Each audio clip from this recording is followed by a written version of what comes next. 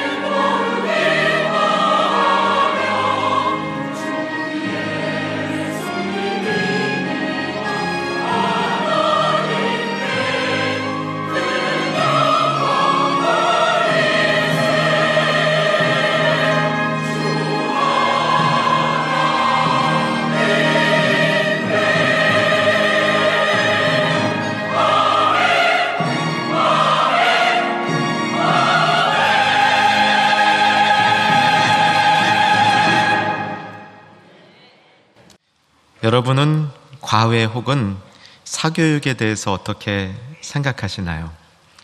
최근 종료된 스카이 캐슬이라는 드라마가 자녀 교육과 관련하여서 한국 사회의 어둡고 병폐적인 여러 요소들을 다루어서 사회적인 반향을 일으킨다 하여서 저도 그 줄거리만 체크해 보았습니다.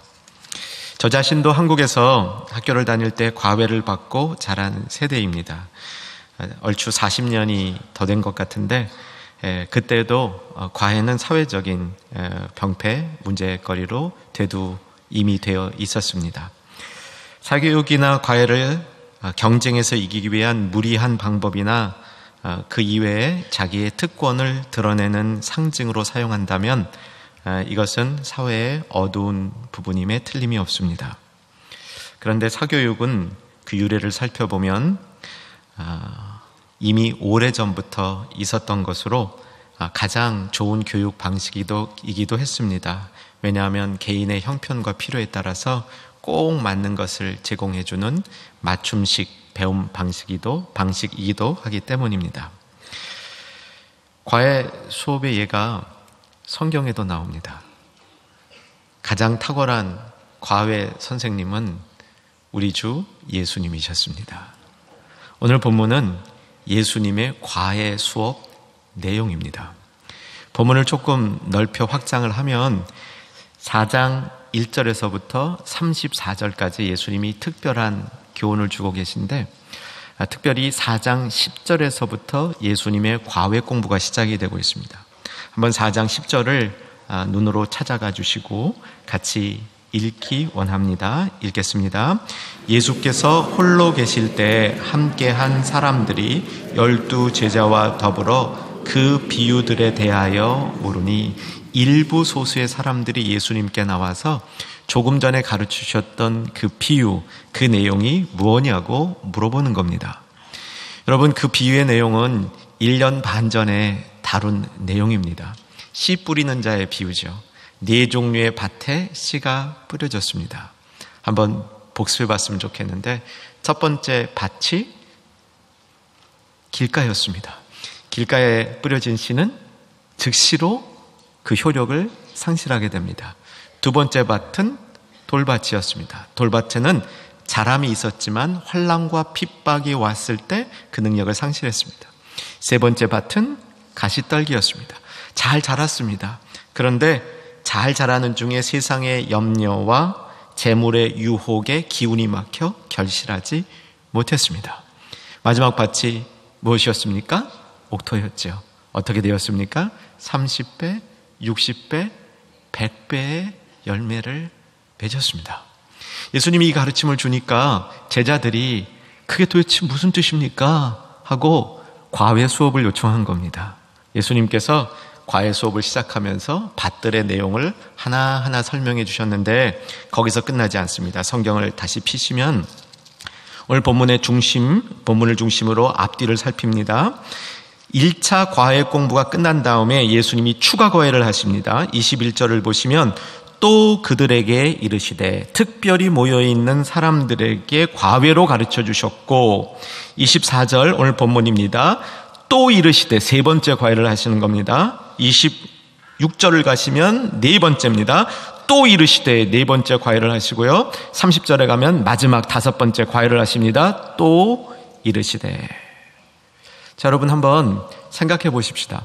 예수님이 어떤 내용으로 과외를 하셨을까요? 왜 과외를 하셨을까요? 그 내용은 대단히 중요한 내용이기 때문에 과외로 또 하시고 또 하시고 또 하시고 한 겁니다. 예수님의 가르침 가운데 가장 중요한 가르침이 무엇입니까? 하나님 나라에 대한 가르침입니다. 본문은 하나님 나라에 대한 가르침을 예수님이 비유로 주시고 그 비유에 과외를 하시고 또 얹어 가르치시고 또 얹어 가르치시고 또 얹어 가르치시고 또 얹어 가르치시고 5번이나 하나님 나라가 어떤 것인가 가르쳐 주셨다는 겁니다. 재미있게도 오늘의 본문은 이 5가지 과외 중에 중심, 세 번째 놓여 있습니다. 중앙에 놓여 있습니다. 다른 4개의 과외 공부는 다 하나님 나라라고 이야기를 하면서 직접적으로 하나님 나라에 대한 가르침을 주시는데 오늘 본문은 하나님 나라에 대한 이야기가 나오지 않고 있습니다. 그래서 언뜻 보면 이 가르침은 하나님 나라와 무관한 것 같지만 본문의 가르침은 반드시 하나님 나라와 연결해서 볼 때 그 의미를 파악할 수 있다는 뜻입니다. 자, 본문을 한번 봐주시기 바랍니다. 24절이 핵심인데, 자, 24절 같이 한번 큰 소리로 읽겠습니다. 또 이르시되 너희가 무엇을 듣는가 스스로 삼가라. 너희의 헤아리는 그 헤아림으로 너희가 헤아림을 받을 것이며 더 받으리니. 기왕 오늘 본문의 말씀을 이해하기 위해서 하나님 나라를 보자 했으니까 조금 더 큰 숲을 봤으면 좋겠습니다. 지난주 말씀을 한번 기억해 보면 안식일에 관한 말씀이었죠. 안식에 관한 말씀이었습니다. 기억나시나요? 안식일은 뭐다? 저항이다.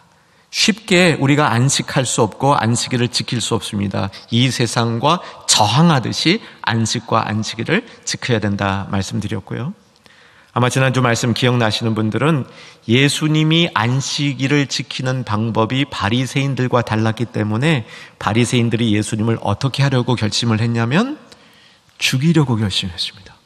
안식일 안 지키는 것이 죽음으로 갈 중대한 사건이었다는 뜻입니다. 근데 사람들이 모여서 예수님을 죽이려는 모함을 하고 있는데 예수님을 따르는 무리들은 점점 더 많아집니다. 3장 7절 한번 눈으로 따라와 주시고 3장 7절에서 이제 안식일날 문제로 예수님을 죽이려 하는 것이 3장 6절에 기록이 됐는데 3장 7절에 보면 큰 무리가 예수님을 여전히 따르고 있습니다. 예수님이 하신 방법을 보면 흥미롭습니다. 9절을 보시면 예수께서 무리가 에워싸는 것을 피하기 위하여 작은 배를 대기하도록 제자들에게 명하셨으니, 무슨 뜻이냐면 사람들이 너무 많으니까 그들 속에서는 설교가 안 되는 겁니다. 그래서 배를 타고 조금 바다로 나가면 청중들과 거리를 둘 수 있기 때문에 더 많은 사람들을 상대로 말씀을 선포하시기가 좋았던 겁니다. 자, 오늘 본문은 언뜻 보기에 하나님 나라에 대한 가르침 같지 않다고 말씀드렸습니다. 그런데 그 안에 하나님 나라의 가르침에 중요한 부분이 들어있습니다. 그래서 5개 과외 중에 중앙에다가 위치를 놓아둔 것입니다. 사랑하는 여러분, 오늘 진주장사가 되어보시기를 주 안에서 권합니다. 1년 반 전 이 비유 말씀할 때 진주장사 비유도 했습니다. 천국은 마치 좋은 진주를 찾는 진주장사와 같으니 그가 진주를 발견하며 자기의 모든 것을 팔아 그 진주를 샀느니라. 여러분, 진주원을 발견하는 복이 임하기를 주의 이름으로 축원합니다. 자, 오늘 본문순으로 돌아와 보면 24절 다시 아까 읽은 구절을 보시면 이 읽은 구절 가운데 골자를 뽑아봅니다. 골자는 뭐냐면 너희의 헤아리는 그 헤아림으로 너희가 헤아림을 받을 것이며, 이것은 일반적인 지혜입니다. 예수님이 이 지혜를 말씀하셨지만 예수님 아닌 많은 사람들도 이런 지혜를 가르치고 깨달을 수 있습니다. 그래서 저는 이 말씀을 여러분에게 이야기하면서 너희가 헤아리는 그 헤아림으로 너희가 갖고 있는 잣대, 다른 사람들을 이렇게 재는 그 잣대로 너도 결국 헤아림을 받을 것이다. 이 말에 아멘이쇼가 아니고 동의하십니까? 라고 묻고 싶습니다. 이건 세상의 지혜니까 아멘 여부가 아닙니다. 동의 여부입니다. 아마 동의가 될 겁니다. 그렇죠? 여러분, 내가 다른 사람을 야박한 잣대로 재보십시오. 그 야박한 잣대로 재는 그 모습으로 그 사람도 나를 여전히 평가하게 된다는 겁니다. 동의가 되시죠? 성경에 보면 황금률이라는 게 있습니다. 황금률이 뭐냐면 내가 대접받고 싶은 대로 남에게 대접을 먼저 하는 겁니다. 그러면 그도 그 방식으로 대접해 주리라, 이런 가르침이죠. 여러분, 우리 충현교회는 십자가 복음을 사모합니다. 그렇죠? 여러분, 십자가 복음이 뭐냐? 자기를 부인한 거라고 우리 수도 없이 배웠습니다. 그런데 자기를 부인한 십자가 복음은 뭐 어떻게 나타내야 됩니까? 은혜의 법으로 나타나야죠. 보복의 법이 아니죠. 내가 받은 대로 돌려주는 것이 아니라 내가 받고 싶은 대로 상대에게 먼저 행하는 것이죠. 여러분, 이 시대 성도님들은 세상을 바꿀 수 있어야 됩니다. 그게 능력입니다. 그게 복음의 능력입니다. 내가 혼자 잘 되는 거, 그리고 입술로 복음 주여 주여 아멘 아멘 이렇게 하는 것 갖고는 충분하지 않습니다. 정말 세상을 바꿀 수 있는 힘과 능력이 성도들에게 있어야 합니다. 오늘 본문은 이 비밀을 한 가지 가르쳐 주는 겁니다. 내가 헤아리는 헤아림 잣대로 다른 사람도 나를 헤아릴 것이다. 여러분, 이걸 조금 넓혀 생각해 보면요, 내가 은혜의 잣대로, 내가 천국 기준으로 사람을 대하면 그 사람도 그 기준으로 나를 대할 것이다. 그 사람이 변화된다는 겁니다. 여러분, 사람의 변화는 쉽게 일어나지 않습니다. 그러나 어렵지도 않습니다. 하나님의 원리, 성경의 원리대로 우리가 철저히 살아가면 나도 변하고 세상도 변하는 줄로 믿으시기 바랍니다. 그 방법의 하나가 오늘 나타나는 거죠. 내가 갖고 있는 잣대. 여러분, 이것은 나의 진정한 모습입니다. 내가 누구인지, 내가 어떤 사람인지 알려면 내가 어떤 헤아림으로 상대를, 세상을 헤아리는지 그것을 점검해 보면 된다는 뜻입니다. 그런데 예수님의 가르침은 세상에 지혜 있는 자들의 가르침 그 수준으로 끝나지 않습니다. 주님의 가르침은 그거보다 더 탁월하죠. 여러분, 이건 아멘 되십니까? 예, 어떻게 탁월한 점을 본문을 통해서 살펴보기 원합니다. 예수님의 가르침은 우리가 헤아릴 때 이 헤아림의 근거를 듣는 데 있다라고 얘기합니다. 다시 24절로 돌아와 보시기 바랍니다. 자, 첫 시작 부분 제가 읽어드릴게요. 또 이르시되 너희가 무엇을 듣는가 스스로 삼가라. 듣는 헤아림에 대해서 얘기를 합니다. 우리 보통 사람들은 헤아림의 근거가 듣는 것이 아닙니다. 뭐냐면 자기 경험입니다. 내가 경험한 방식으로 헤아립니다.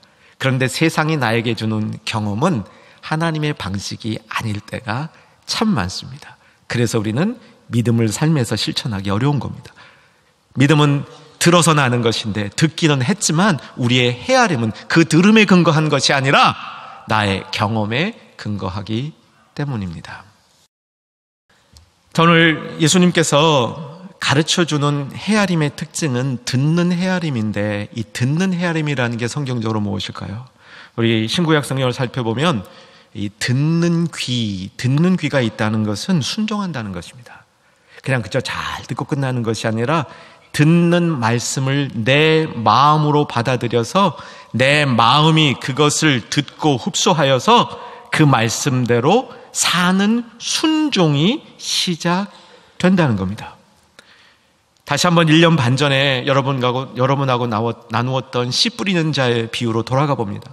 여러분, 씨 뿌리는 자의 비유의 핵심을 그 당시에 저는 뭐라고 선포했냐면 듣고 이해하는 것이다.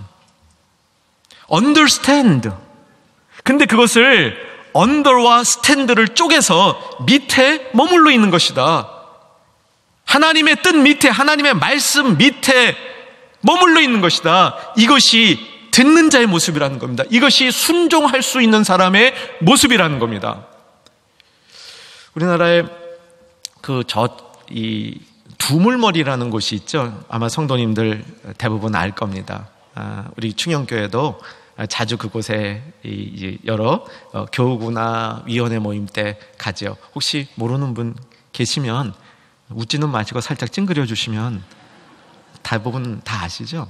여러분, 이 두물머리라는 것이 북한강과 남한강이 만나는 그 이제 지점이다 해서 두 개의 물이 만난다, 두물머리라고 그러죠. 저도 여기를 가봤습니다. 여기 가서 저는 성경적인 묵상을 하나 해봤습니다. 성경 가운데 이해되다라는 말이 있죠. 이해되다. 이 이해되다라는 원어 가운데 여러 개가 있지만 중심적인 단어의 뜻이 뭐냐면 두 개의 물줄기가 합쳐지는 현상입니다. 여러분, 두 개의 물줄기가 합쳐지는 현상을 왜 이해하다라는 말로 설명을 합니까? 전에는 융합되지 않았던 두 가지의 생각들이 하나로 뭉쳐진다, 이 얘기입니다. 이게 이해되답니다. 사랑하는 여러분, 세상의 원리와 하나님의 원리는 잘 이해되지 않을 때가 있습니다. 그래서 우리는 우리의 헤아림이 세상이 준 경험에 기반을 두기 시작한다는 것이죠. 그런데 하나님의 말씀이 내 귀에 들리고 그것이 깨달아진다, 이해된다는 말은 무엇이냐면 세상의 길과 하나님의 길이 합치되어서 하나님의 뜻대로 사는 것이 무엇인지를 깨닫게 된다는 겁니다. 이 세상을 어떻게 하나님 뜻대로 살 수 있게 되느냐 하는 것을 깨닫게 된다는 것이죠. 여러분, 그때 나누었던 씨 뿌리는 자의 비유 마태복음이었습니다. 오늘은 마가복음을 보고 있는데 마태복음 한 구절을 자막으로 보겠는데 13장 23절 자막으로 봅니다. 이 씨 뿌리는 자의 핵심이 무엇인지 다시 한번 확인합니다. 읽습니다. 좋은 땅에 뿌려졌다는 것은 말씀을 듣고 깨닫는 자니 결실하여 어떤 것은 100배, 어떤 것은 60배, 어떤 것은 30배가 되느니라 하시더라. 듣고 어떻게 하는 자입니까? 깨닫는 자입니다. 여러분, 깨달음이 우리가 듣는 것을 좌우하고 이 깨달음이 우리의 헤아림을 결정합니다. 사랑하는 여러분, 주님의 이름으로 축복하기 소원합니다. 말씀을 듣고 그 말씀을 깨닫는 저와 여러분 되기를 주 안에서 소망합니다. 그 깨달음이 우리의 헤아림을 바르게 할 것입니다. 24절을 조금 더 보시면 듣는 헤아림 말고 한 가지 더 가르침이 나오는데, 너희는 헤아리는 그 헤아림으로 너희가 헤아림을 받을 것이며, 그 다음에 뭐라고 써있는지 확인하십시다. 더 받으리니. 이 말에 대해서 주석가들은 여러 가지 모습으로 주석을 합니다. 어떤 주석가는 내가 남을 헤아리는 헤아림으로 헤아려질 뿐만 아니라 더욱 그렇게 될 것이다, 이렇게 주의합니다. 이 주의는 반만 맞는 것 같습니다. 우리가 만약에 야박한 모습으로 남을 헤아리면 상대는 나를 어떻게 한다고요? 더 야박하게 대할 것이다. 요거는 맞는 것 같습니다. 그런데 내가 다른 사람에게 풍성한 은혜로 대한다면 상대방이 나에게 더 풍성한 은혜로 대할 것이다. 이것은 늘 그렇지는 않는 것 같습니다. 어떤 사람은요, 내가 풍성하게 대해도 당분간 나에게 그렇게 풍성하게 대하지 않을 수도 있습니다. 자, 이 방식을, 그래서 이 본문을 더 받으리라, 이거를 다른 주석가들은 이렇게 주의를 합니다. 내가 하나님의 말씀을 잘 헤아려 듣는다면 너에게 더욱 많은 비밀이 깨달아질 것이다. 이거는 다른 해석입니다. 내가 정말 하나님의 말씀을 귀 기울여 듣고 그 말씀이 깨달아질 때, 그 말씀이 내 안에 들어와서 나를 풀어헤치고 내가 헤아리는 헤아림의 기반이 되어질 때, 그때 깨달음은 점점 더 풍성해질 것이다, 얘기입니다. 25절을 보면 부익부 빈익빈에 관한 이야기가 나옵니다. 있는 자는 받을 것이요 없는 자는 그 있는 것까지도 빼앗기리라. 세상의 경제 원리에서 부익부 빈익빈은 종종 일어나는 현상이긴 하지만 진리를 사모하는 우리들이 볼 때에는 그다지 이 반가운 그런 모습은 아닙니다. 부자는 계속 부자되고요, 가난한 사람은 계속 가난하다면 이것은 불공평한 모습으로 우리가 평가할 수밖에 없습니다. 하지만 영적인 일에 있어서 부익부 빈익빈은 중요한 문제입니다. 그러니까 우리가 여기 이 말씀에 도전을 받아야 됩니다. 영적으로 깨어있지 못하는 사람은 점점 더 핍절해진다는 겁니다. 안타깝습니다. 영적으로 깨어있는 사람은 그 깨달음 위에 새로운 깨달음이 임하고 또 새로운 깨달음이 임하고 두 개의 물줄기가 합쳐지는 것처럼 이해 안 되던 일들이 또 주님 안에서 이해가 되고, 내가 왜 고통을 받아야 되는지 이해 안 된 일들이 이해가 되고, 내 자녀들이 왜 힘들어했는지 이해 안 되는 일들이 또 이해가 되고, 그러면서 하나님에 대한 사랑과 하나님에 대한 이해가 내 삶을 지배하기 시작하는 것이죠. 여러분, 영적인 부익부 빈익빈은 반드시 있습니다. 주님의 원리입니다. 축복합니다. 영적으로 부해지고 더 부해지는 저와 여러분 되기를 주의 이름으로 축원합니다. 그러기 위해서 나의 헤아림을 점검해야 됩니다. 내 헤아림이 야박하고 내 헤아림이 하나님 나라와 주님의 마음과 다른 인간적인 헤아림으로 계속 헤아릴 때 그 사람에게 하나님의 은혜의 계시들은 피해간다는 겁니다. 저는 설교 중에 조는 분을 보면 시험에 드는 목사에 해당합니다. 그렇지 않은 목사님들도 계셔요. 인격적으로 굉장히 훌륭하신 것 같아요. 그래서 제가 왜 시험에 드는가 세밀하게 점검해 봤어요. 점검해 봤는데 제가 열심히 준비한 말씀을 안 들어서 속상하는 건 아닌 것 같아요. 제 말씀에 일리가 있는데 감히 그 말씀을 안 들어 이 심리는 아닌 것 같습니다. 왜 속상하냐면 우리가 인생을 살아가는 동안에 놓치는 것 중에 진짜 중요한 것들이 있어요. 많은 걸 놓치고 사는 것 같아요. 근데 놓치는 것 중에 진짜 중요한 게 뭐냐면 하나님의 계시예요.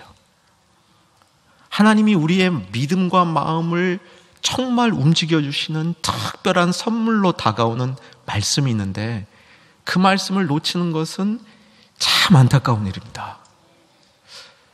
금요일날 사도 바울이 다메섹에 가다가 부활하신 예수님의 계시를 받는 장면을 두 차례 나눴습니다. 저는 그 장면을 묵상하면서 만약 예수님의 계시가 사도 바울을 빗나갔다면 사도 바울은 어떤 인생이 됐을까? 그는 처량한 안 못 버는 거지와 같은 인생이 됐을 겁니다. 그 눈을 멀었거든요.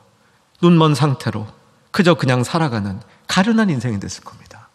그런데 그 계시를 붙들었던 사도 바울이 어떻게 됐습니까? 그 누구도 감당할 수 없는 복음의 사역을 감당하는 하나님의 사람이 되었던 것이죠. 여러분, 하나님이 주시는 깨달음을 우리가 놓쳐서는 안 됩니다. 그러기 위해서 우리는 주님의 헤아림의 방식, 하나님 나라의 헤아림의 방식이 무엇인지를 배우고 익혀야 됩니다. 성경을 통해서 한 2가지 혹은 3가지 정말 어떤 것이 우리가 가져야 될 헤아림의 방식인지 살펴보겠습니다. 첫 번째는 구약의 내용인데요. 열왕기 하 7장에 보면 엘리사 때의 일이었는데 6장에서부터 시작이 되는데 아람 군대가 사마리아 성을 둘러쌉니다.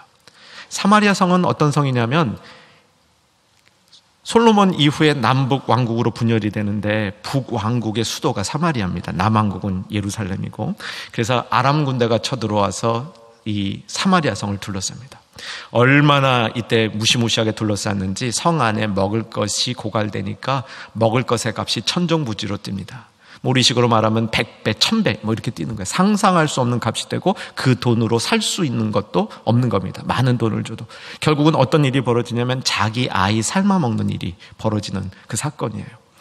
이 사건이 벌어지니까 왕이 엘리사에게 탓을 돌리기 시작합니다. 엘리사 때문에 이 일이 생겼다. 근데 엘리사가 나타나는 거예요. 나타나서 예언을 합니다. 24시간 안에 이 문제는 해결될 것이다. 그때 이스라엘 왕의 총애를 받던 사람이에요.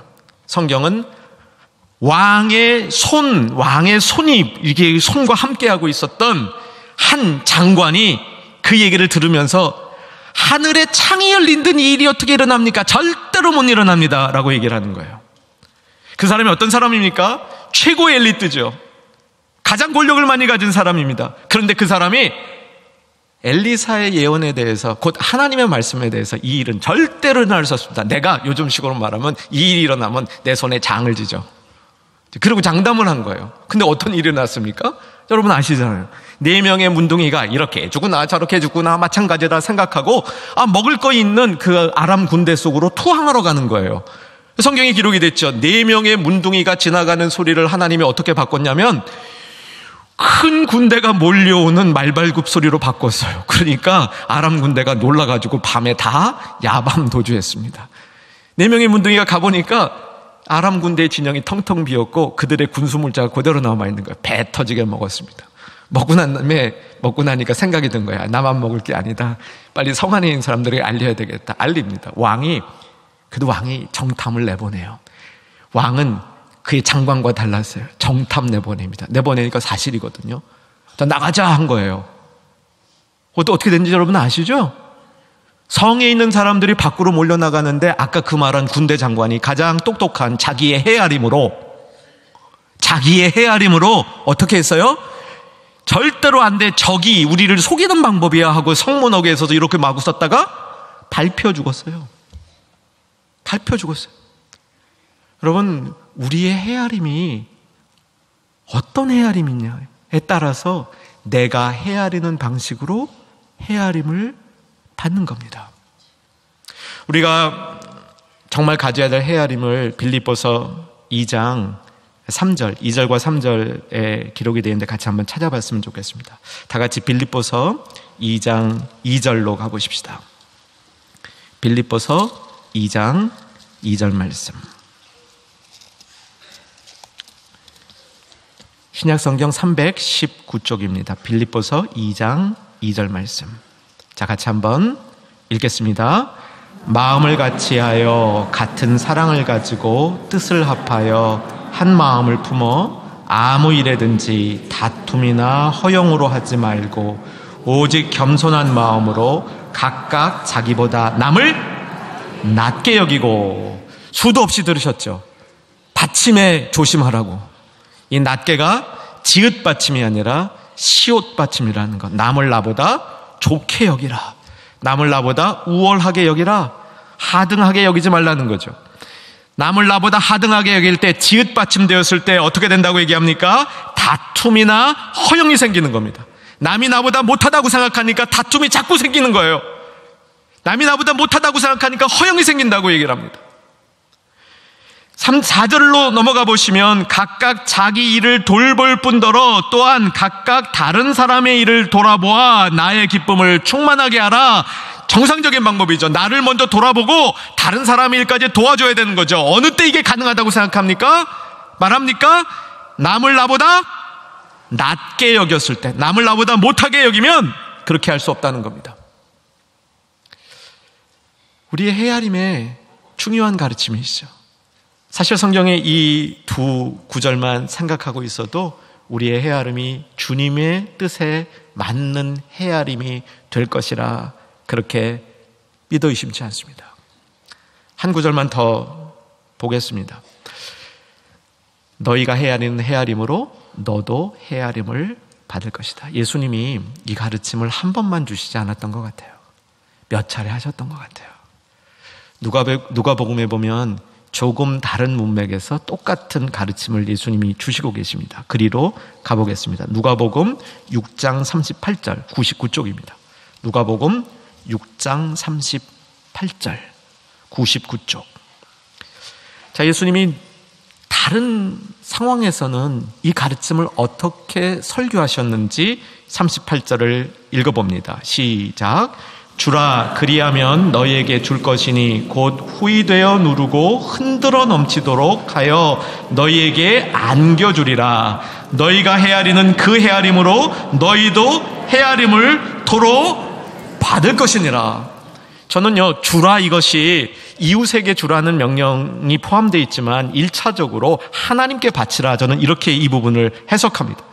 우리가 하나님께 바칠 것을 바칠 때 어떻게 하냐면 흔들어 넘치도록 주신다는 거예요. 여러분, 이 물건 어디 대 같은데 뭘 집어넣은 다음에 흔들면 좀 줄어들죠? 더 들어갈 공간이 생기죠? 그 다음에 어떻게 합니까? 또 부어서 줍니다. 그러고도 모자라서 꽉꽉 누르는 거예요. 흔들어 넘치도록. 여러분, 이 표현이 우리 마음속에 기분 좋게 다가오는 것은 이유가 있습니다. 하나님의 풍성한 잣대이기 때문에 그렇습니다. 죄진 인간의 야박한 잣대가 아니라 하나님의 풍성한 잣대이기 때문에 우리의 마음을 넓게 만들어주는 겁니다. 자, 이 본문을 누가복음 이거는 거꾸로 읽어가면 은혜가 더 됩니다. 자, 38절 읽으셨죠? 37절로 올라갑니다.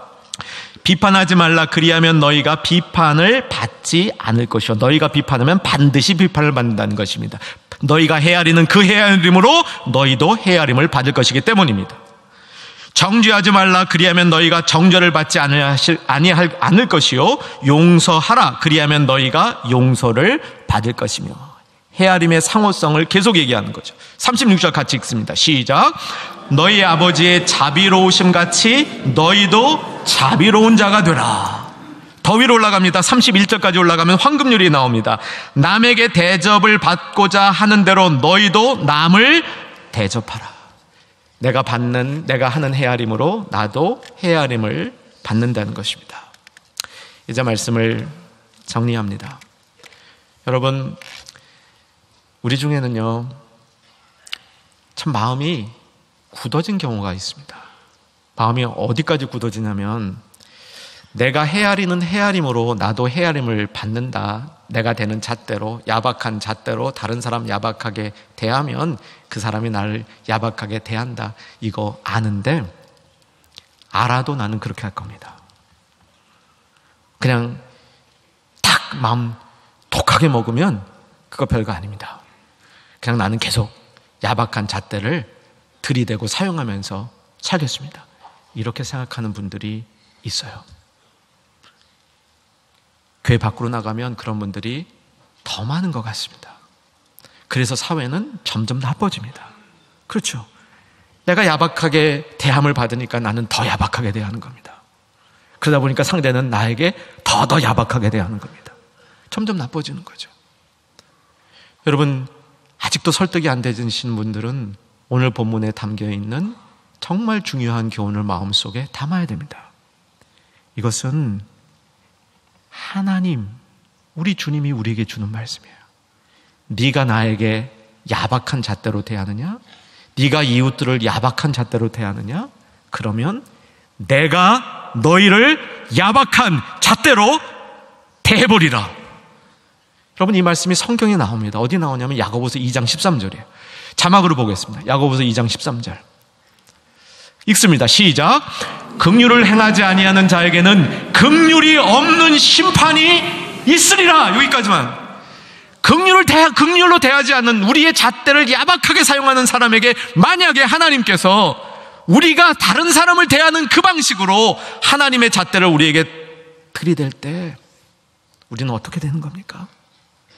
긍휼이 없는 심판을 생각해 보셨습니까? 하나님이 우리를 예쁘게 봐주시기 때문에 우리가 이렇게 지내고 있는 거죠. 이걸 뭐라 그럽니까? 은혜라 그런 겁니다. 하나님이 긍휼로 은혜를 우리에게 입혀주시고 대해주시니까 우리의 마음이 점점 더 주님을 닮아가는 삶으로 바뀌어질 수 있는 겁니다. 만약 그 잣대가 긍휼이 없는 심판이라면. 사랑하는 여러분, 내가 헤아리는 그 헤아림으로 나도 헤아림을 받을 것입니다. 이웃에게서뿐만 아니라 하나님께로부터 그렇게 받을 것입니다. 이 말씀이 우리 가운데 오래도록 기억되어지는 천국 하나님 나라의 기준이 되기를 주의 이름으로 축원합니다. 구주 예수 그리스도의 은혜와 하나님 아버지의 크신 사랑과 성령님의 내주교통 위로 충만케 하심이 나의 헤아림의 잣대가 주님 마음에 합한 것 되기를 소망한 주의 백성들 위해 이제로부터 영원토록 함께 있을지어다.